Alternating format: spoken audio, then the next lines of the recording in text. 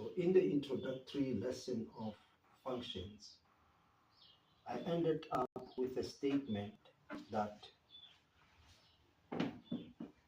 refers to physics evaluating a quantity called force, saying that it's a product, a multiplication of mass of an object with some function of time, because I'm addressing the issues of functions and trying to link them and linking them to physics just by pulling one quantity.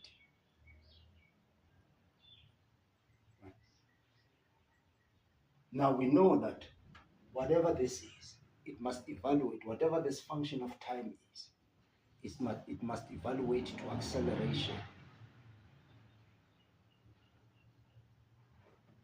such that force becomes mass times acceleration. In other words, that function of time must evaluate to a quantity called A.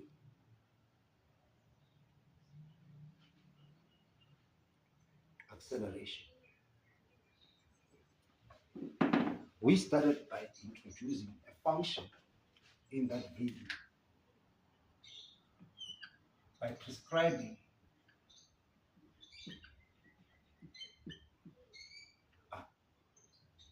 should I keep it at X? Will it help? Well, let's keep it at X. What is that it? This it is an independent variable. So we say Y is that which we get from a function which is expressed in terms of X. So what is a function? A function is a relation. We drew a picture of that relation using notation of set theory notation called a Venn diagram, where we prescribed a set, two sets, one called X, and a set will be given a letter, a big letter, which contains these elements, values of X. So here I'm being definitive to say it takes a value of X from a set X. The value of X is inside here, whatever these values are. It could be 1, 2, or 3.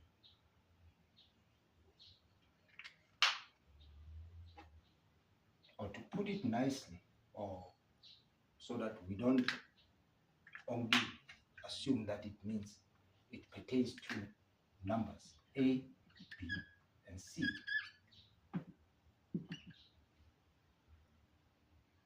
Now, the other way to write, and we call this set a domain.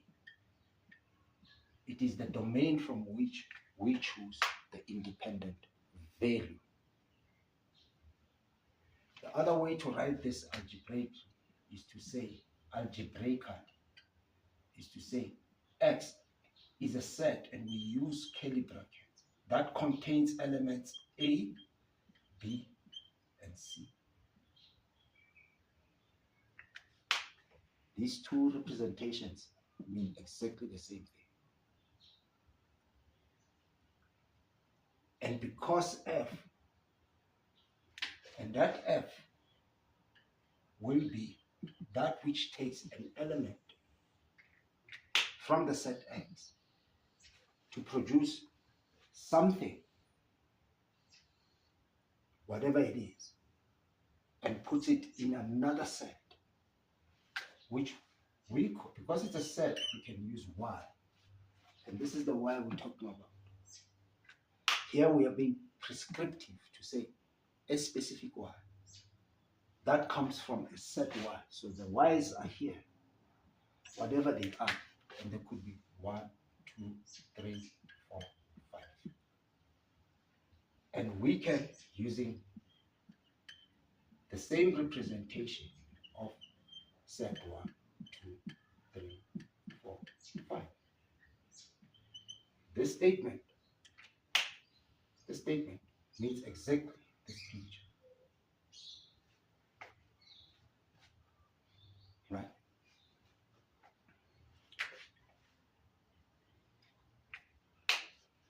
It's an algebraic representation of a set. This is a set theory. It's called a Venn diagram. That's what I'm revising from this. Right? Then we moved into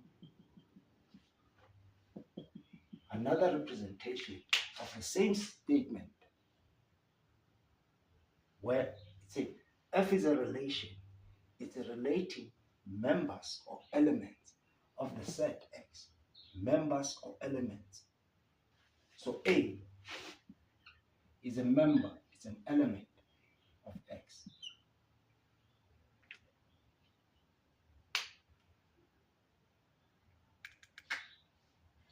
One is not a member of X. There's no one here. One is here. One will be an element of one. This one. Now I'd like to show you, but you can read from the previous, right? With the same representation, now we can evolve it now to what is called a Cartesian plane.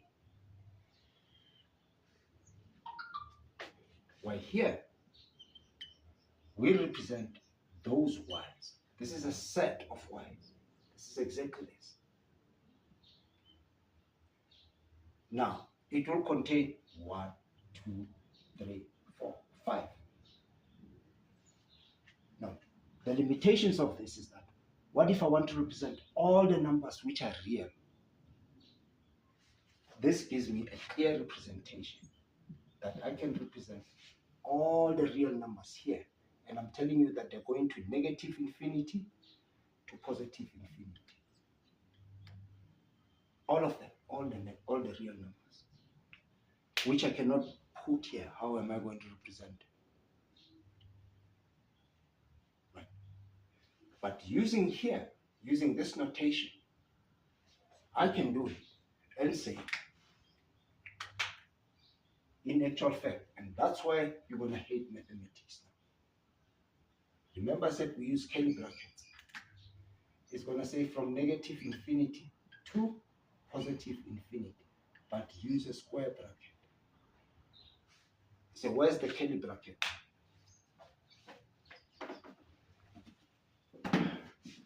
You will hate mathematics because of this. So you have to fix your head on your neck to say, well, you are talking about this symbol and you're using capital letter, meaning you were thinking of a set. You are saying it's all the numbers. We don't know where negative infinity is. You can't point it like 6. You can't point it. So we exclude it. And positive infinity, we exclude it. It's just like writing this arrow here. These two arrows. To say they go on forever. And the same with where you're going to write your A, B, C, and so on. I don't know what you will write here. Negative A, negative B, and negative C. And that will be the X being a set of negative infinity to positive infinity. So we're going to resort back to numbers so that we keep things simple. That's what didn't want to. Maybe that's the way to write forever, forever. 3 forever, 3, 4, 5 forever, and 1, 0, negative 1, blah, blah, blah, forever. Maybe. But we don't have this in set notation. No one will understand what you're saying when you do this. So when you have got countable number of elements, you can use Venn diagram. But you can also use this to represent countable number of things. But what is important, but is keeping our head on our necks, to understand that we were using curly brackets and now we are using square rounded brackets. But if it was really 1 to 5, right? 1, 2, 3, 4, 5, it is correct to put it like this, because 1 is a member, we are including it. But if 5 is not there, right, or maybe it goes on forever, we say to infinity, and we don't include that infinity. But you can't do this in a Venn diagram. You can't put these dots. You can't put this down. So this is more explicit to describe the set called what? And this, which you call Cartesian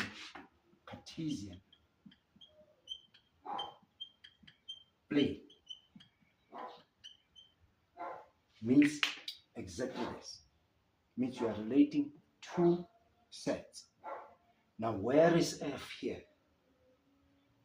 Here you can see F, a prescription of F. Where is F here?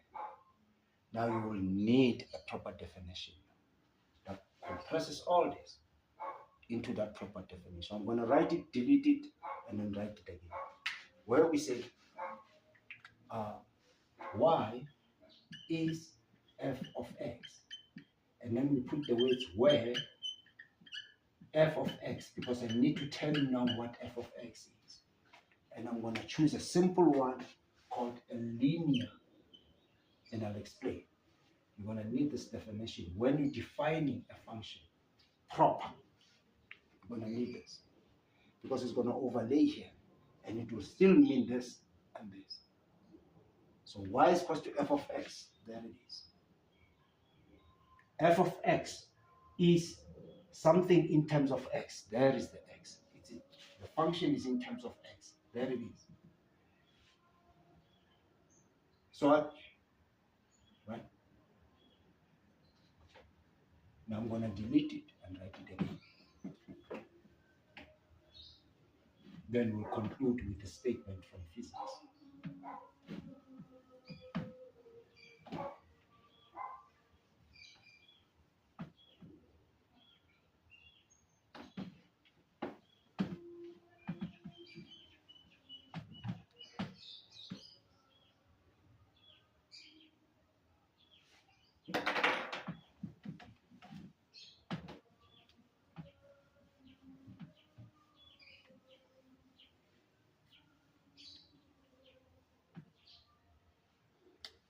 How are we doing on time?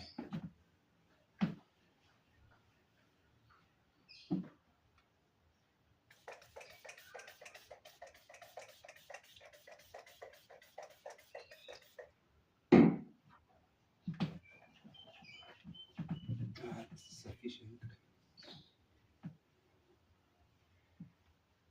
So I'm not discussing a particular instance of a function. I'm using one as by way of example for completion to say you have a statement y is equal to f of x. You are defining a function where, and in this case it's going to be linear.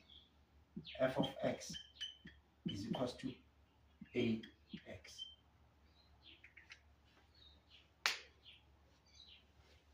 I put a deliberately here to try to confuse you, and then clear your mind that because it's a set f of x, it's not dependent on a, it's dependent strictly on x, this function. The dependence on x is what produces y. That's why y is dependent. The a is just there as some guy just to do whatever guys do. It's just there as a constant, as a value. Could have been 6. So let's make it 6. But I would like to write 8 because I don't want to be specific. This is called a linear function. I'm not discussing a linear function. I'm showing you how to describe a function proper. You must start with a statement and tell me what f of x is. Where f of x is, now you say that. Which means when I see a, I'm going to treat it as a constant, as some value that doesn't change, whatever that is. We are clear. That's the end of the story.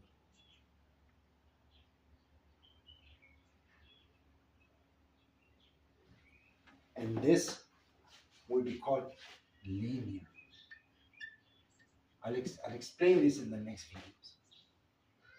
Let's say I wanted to define a quadratic. Right? I'll still start with the statement. It's just that I'm lazy to write. And say where f of x. Now I'm telling you a quadratic function. This is a linear function. Is a x squared. This is a quadratic. Now let's say you wanted to talk about cubic function. You see, cubic function, quadratic function, cubic function. Because I'm telling you about the function. And this is a proper definition. You must have the statement together with this. You say where. So you have the statement, and then you say where. Because you're defining a cubic function, f of x, ax cubed. That's a cubic function. And there's more functions, like there's an exponential function, which you will write a to the power x, f of x, well. But you need the statement first. Here, you have defined a function. You have told me that there is a quantity, a function, which is expressed only in terms of x, meaning in the domain, in the independent variable, to produce a y, as if you're reading this statement backwards. But what is that f of x? You must say where. You are telling me now about f of x. And when it's like this, you say it's a linear function. We'll discuss why it's called linear, quadratic, and so forth. There are many of them. There are step functions. There are heaviside functions. There are lots of them.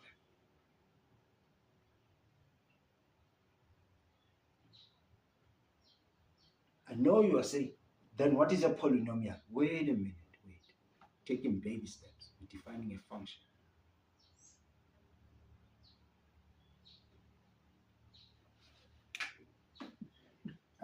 It means function. Function. That's the word which speaks about this f. This is an f.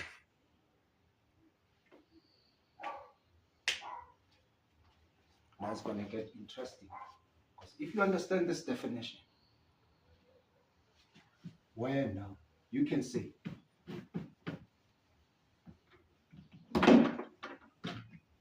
and you understand what you need to put here. You need to put it, or somebody needs to give it to you. Right? What this means is that you can draw a line called the y-axis, and you can draw a line called the x-axis. And because I put y here, I might as well put, if I don't want to put y, I will put f of x, because that's what it is. Y is f of x. But here, there's only x. And it's going to infinity and negative infinity. This is called a Cartesian plane. So because a function consumes X because it depends on X. It can only consume that it would. If I depend only on water, why would I want to drink Coca-Cola?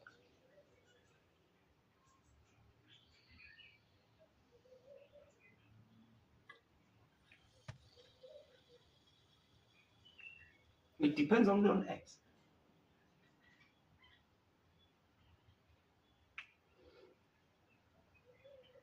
Every X from negative infinity goes on forever. All the numbers in the real. If you don't want to draw this line, you draw it X is an element of the real. This statement means the whole line. Just the statement.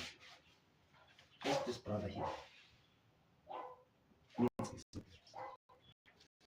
This statement, where you're saying all the things, means Y is an element of the real.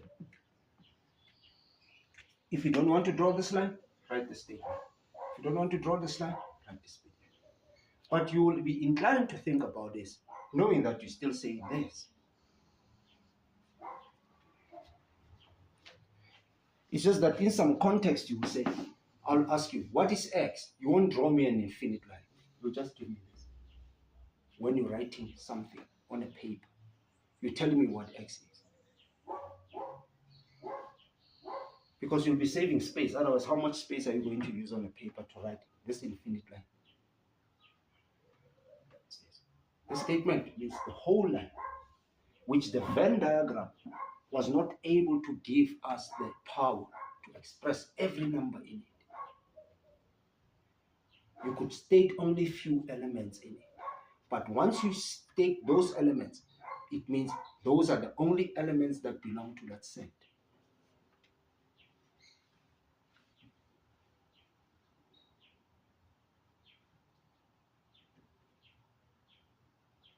You see, now comes symbols, elements, X, real numbers. To say it's a set, it's an element. Only an element can belong in a set. Hence, element. This definition, it's exactly this picture. Everything you see here. But you say, well, where's my f of x? Well, f of x produces y. But you say, well, but you said I must say it. Yeah, well, tell me what it is. Is it a linear function? Is it a function linear in x, in other words? Or is it a quadratic? Is it a function quadratic in x, meaning there's a power 2? Is it a cubic function, meaning is it a function cubic in x, meaning there's a power 3? You see, it's a weight, it's a play of weights, so that you can speak. You can speak what you write. X is an element of. As if you are saying X is an element of. Just write it like this. Or you write it like this. Provided you've got infinite amount of space on your paper, you can write it like this. Nothing wrong. But once you start seeing pictures like this, then you say, well, I can draw something here. Let's draw one. That's a lie. That's a linear function. Meaning here, it would have been an x.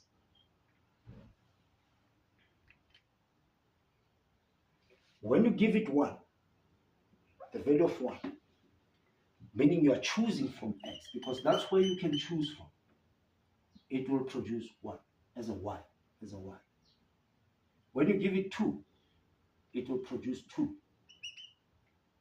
When you give it 3, it will produce 3. When you give it negative 1, it will produce negative 1. This function. Hence, it's linear. It's a lie. This is not linear. It's quadratic. This is not quadratic, it's cubic. And this is exponential. All these guys are the f of x's. They are the guys who produce the y. Thank you. But I want to talk about this. Should I? The last statement I made on the previous video was that to tie physics with maths, because you can't let go of a definition of a function. Look, I appreciate that physics uses mathematics, but I don't like it when you throw concepts away. It's like you disconnecting physics and maths and bringing it together to say you are telling me about the function of time. And that function of time could be a velocity.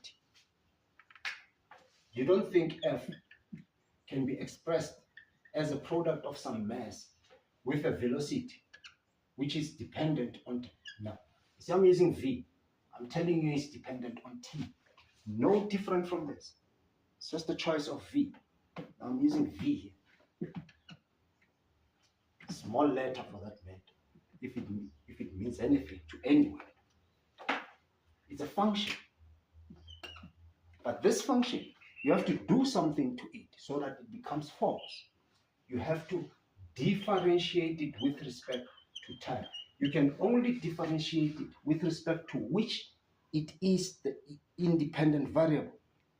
To which the, how do you say it in English? The function is dependent. The function is in terms of an independent variable. You differentiate it with respect to the independent variable. This is acceleration. This group. So my f of t is the derivative with respect to time of the velocity function.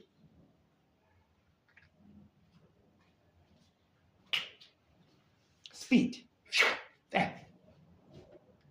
The rate of change of position.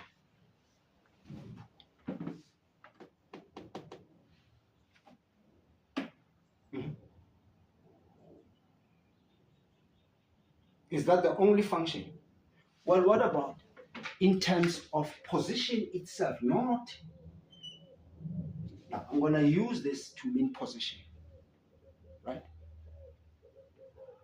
To mean position. Don't confuse it with this x. Or should I use a different one for sake of clarity? I don't want to use p because I want to use p for something else that uses d for displacement. Displacement, it's a change of position. You are here, now you're here. I only look at these 2 points. It's a function of time. Now I'm using d here. You see? I'm still talking functions. It's some function of time. There's another function of time. But this function of time, to be in this equation, here, right? That function of time, f of t, I'm talking about this f of t, you will have, sorry guys, you will have that function of time, you will have to differentiate it with respect to time twice, second derivative. But it was a function of time. It's another function of time. This f of t now, this f of t becomes this whole thing. You take this thing and plug it here as f of t. There, I said f of t. This formula becomes correct. F is equal to ma. F is equal to m times acceleration. This is acceleration. In terms of displacement, which I see as a function of time. 1 minute I'm here, the other minute I'm there. 1 second I'm here, the other second I'm there.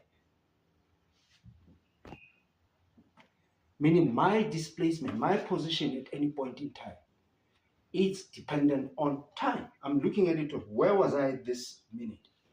Where was I the other minute? The time is independent variable. The time. Now I could have said t here. As I was changing from v to d, I could have said t here. Not said v, I could have said t. I'm telling you it's a function of time. No different from saying a function of x. So what is x? X is anything. Could be velocity. Could be anything. Now why I didn't say p, right? Because the rate of change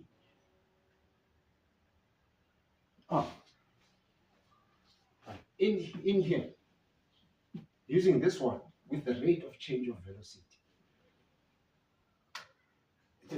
I'm not talking physics here.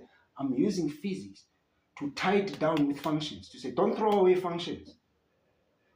But a physicist doesn't have to tell you about it. He can assume that you've got thorough command of your understanding of functions. He can assume that. He too did mathematics. Me, I'm tying it down deliberately, like explicit. And I'm not compromising on it. Because I can't throw away the definition of function. Otherwise, physics is going to look like something weird. To those who are not probably, who is weaker a bit on mathematics, to say, you're going to know. You're still doing mathematics.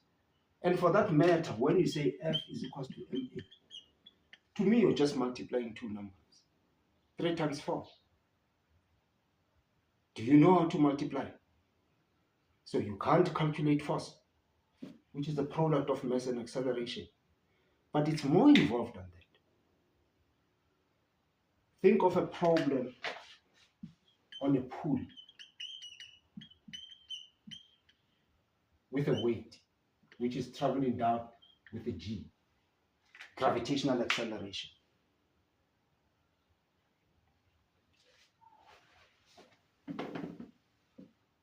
And I can make it even worse and say it's tied to a spring here with some K in it. It can be complex. I understand it. But everything is in function of time. I'm only addressing functions here. So in this one,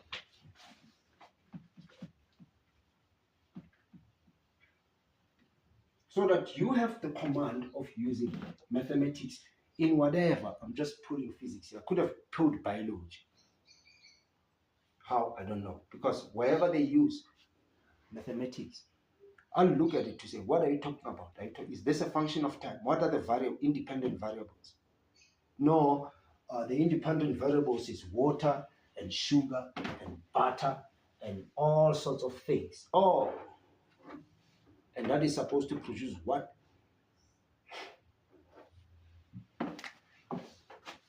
That is supposed to produce some Y. It's an abstraction to say, I'm not attaching the Y to anything. You can attach it in your context to say it's physics, therefore it's F.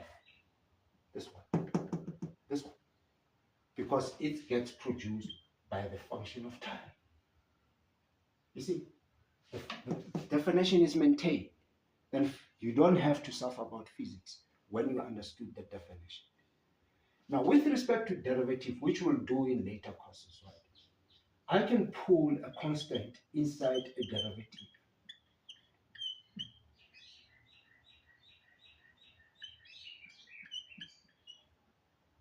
I can pull a constant inside a derivative.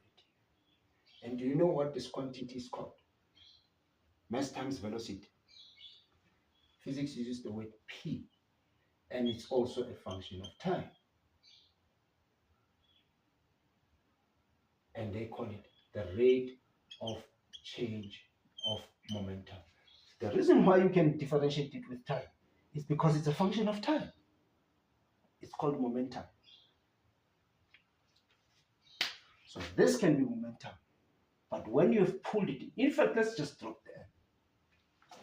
It could be inside or outside.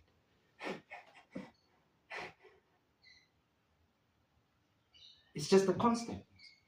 Like when we're defining a linear function. I can pull in a here.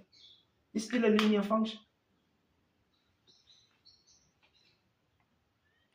How do I know that it's a constant? Well, because you said the function is only dependent on x. You didn't specify a here.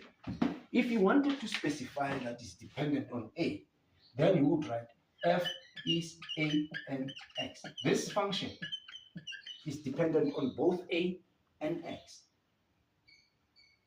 Strictly, you have to choose now. It's two independent variables. Now a is no longer a constant here. It's a variable.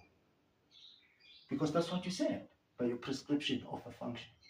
You see, it speaks to you. It says, I'm dependent on one thing, or on two things, or on many things. I could be dependent on n number of variables. It's a function of n variables. So I can take the nth derivative. If I can take the first and the second, I can take the nth derivative. But we'll discuss that later. You see, those are things that operations that now you can do something with them. With what? With the functions. You can do some operations. And the most powerful is the derivative. Well, the integral is there also. Hence, differential or integral calculus. Differential calculus or integral calculus. Well, there's also tensor calculus, which plays a vital role in general relativity. The notation will kill you. You have to use the right notation, much as you have to use the right coordinate system. The Cartesian is a coordinate system. It's not the only one. There is a polar coordinate system,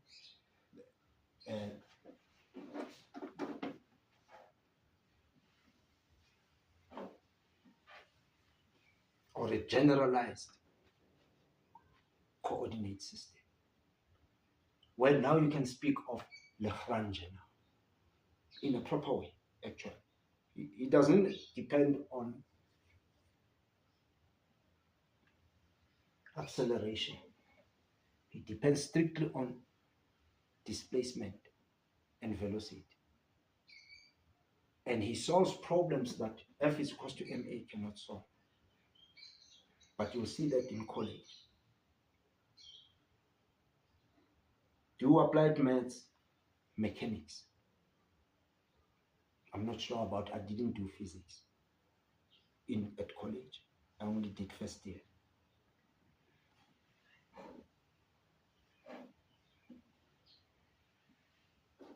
At the end of the day, you can't move your head out of your neck just so that you avoid function. That's the first thing that you must detect. Look at the paper, look at anything, find out, see the notation, and you see this, he says it's a function. You say, oh, what do I remember about function? What did that madman say?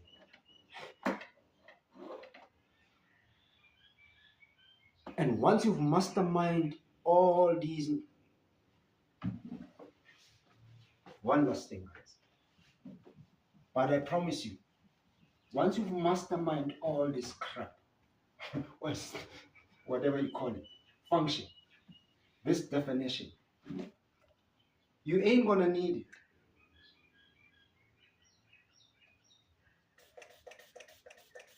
it. But you have to mastermind it first, in order for you not to need it. And until you write a paper or want to read a paper on mathematics. Some guy will say to you, y is equal to x. No prior statement to this. But you know how you're going to write it? When you're still doing baby steps. This statement alone. You know how you're going to write it? You're going to say y is equals to f of x, because you need the statement, you need this guy to say, oh, there's a function where the function itself is equals to x. There. This is the full picture of this. But one day you're going to say this. And then you're going to be nice now to say, no, I still need to preserve that relationship. You're going to write this as y of x is equals to x. All this mean the same thing. This is a formal way, which tells you a story that y is produced from a function depending on x. So you can speak about it. How are you going? Y is equals to x. What is that? So what I must do with it? What I must do with it? What must I do with it? Y is equals to x. So what's it? You say, so what must I do with it? Thanks for telling me.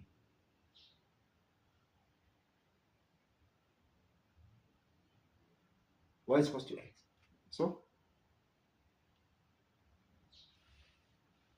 but if you say y is that which is produced from x, using this f, using a relation, is that which is produced from a relation depending on x, where the relation itself is x. Now you are speaking like, now what should I call you? A human being.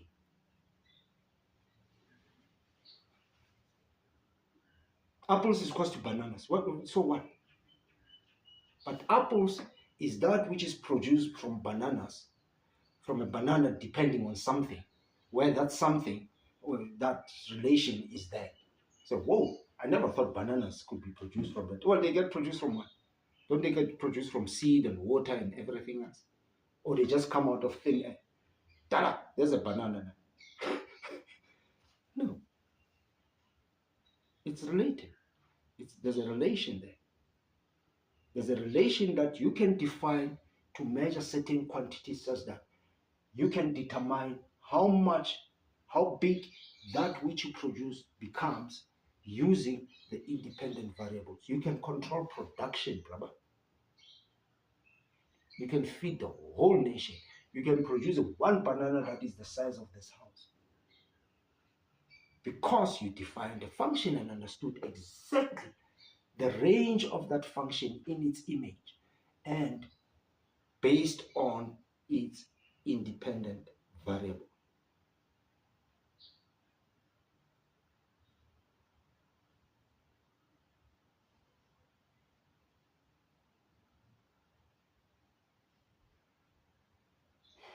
Now you can even bring, what do you call it, statistics.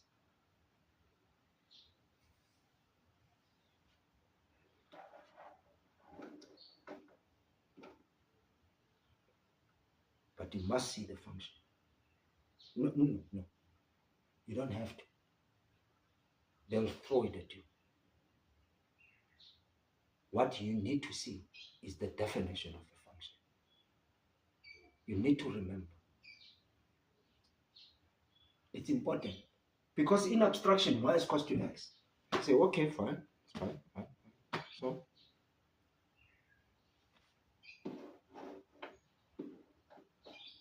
they say solve for x. X is equals to 1. There, I solved it. No. You say, I don't understand. Now the notation, now you're going to hate the notation. Even definition. You need to define. This is a definition of a linear function. If it's a quadratic, it's a squared.